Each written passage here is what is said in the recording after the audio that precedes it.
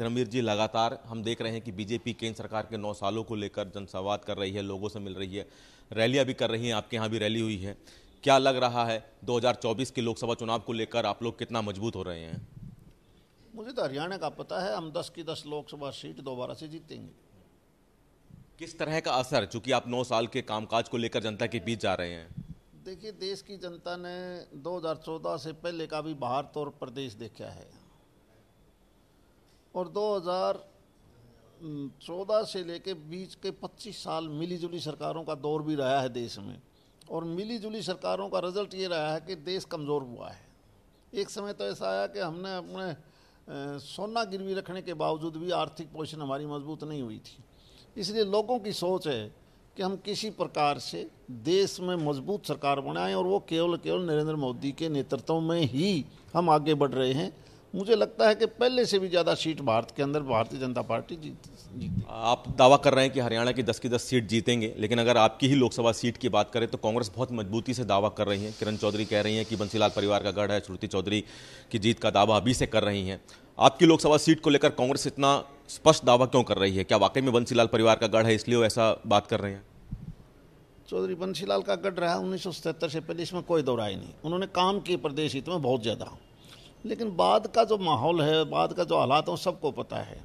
मुझे याद है कि एक बार 1999 में जब लोकसभा का चुनाव लड़ा, मैं भी उम्मीदवार था। अजय सिंह चौटाला कारगिल की वजह से भारतीय जनता पार्टी के सहयोग से चुनाव जीते। सुरेंद्र सिंह जी ने भी चुनाव लड़ा, जो उनका गढ़ मानते हैं। मुकाबला मेरा और अजय के बीच में रहा। सुरेंद्र सिंह उस वक्त भी तीसरे नंबर पर चले गए।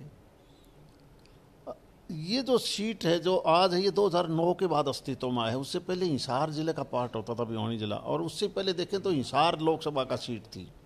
समय परिवर्तनशील है। कभी चौधरी बंसीलाल जी ने काम किए तो उसका फायदा खूब बहुत मिला, प्रदेश के को भी मिला। आज उन बातों को बहुत समय हो चुका है। आज दिल्ली में शीला दीक्षित ने भी बहुत काम किए, अब कौन नाम लेता है।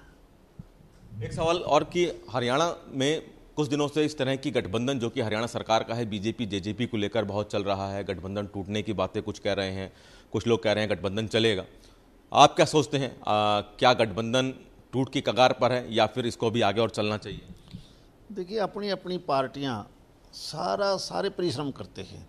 जेजेपी भी हरियाणा प्रदेश में सभी लोकसभा सीटों पर, सभी विधानसभा सीटों पर, और बल्कि अब तो मैं सुनता हूँ राजस्थान में भी बहुत सी सीटों पर वो लोकसभा और विधानसभा लड़ना चाहती हैं, वहाँ भी मेहनत कर रही है। इस बार बल्कि वो 25 सितंबर चौधरी देवीलाल का जन्मदिवस वो सीकर में मनाने जा रहे हैं। कांग्रेस भी अपना काम कर रही है, जेजेपी भी अपना कर रही है। गठबंधन का फैसला तो हाईकमांड करता है, लेकिन अपनी अपनी तैयारियां सभी करे हुए हैं। मैं तो केवल एक दावा कर सकता हूं कि जब भी चुनाव होंगे भारतीय जनता पार्टी सभी सीटें बड़े आराम से, पहले से भी ज़्यादा मार्जिन से जीतेगी। एक सवाल और कि हरियाणा में कांग्रेस को किस तरह से देखते हैं? कांग्रेस का संगठन को लेकर लंबे समय से बात चल रही है, संगठन की लिस्ट जारी होगी, लेकिन अब तक जारी नहीं हुई है। कई गुटों में कहा जाता है कांग्रेस हरियाणा में बटी हुई है। क्या लगता है कि कांग्रेस कह रही है कि हम एकजुट हैं, एकजुट दिखती है कांग्रेस? हमें तो अपना पता है, हम पन्ना प्रमुख, शक्ति प्रमुख, मंडल से लेके जिला और स्टेट तक बिल्कुल एक संगठित पार्टी है। उनके हालात क्या हैं वो आप भी देख रहे हो और उनको भी पता है।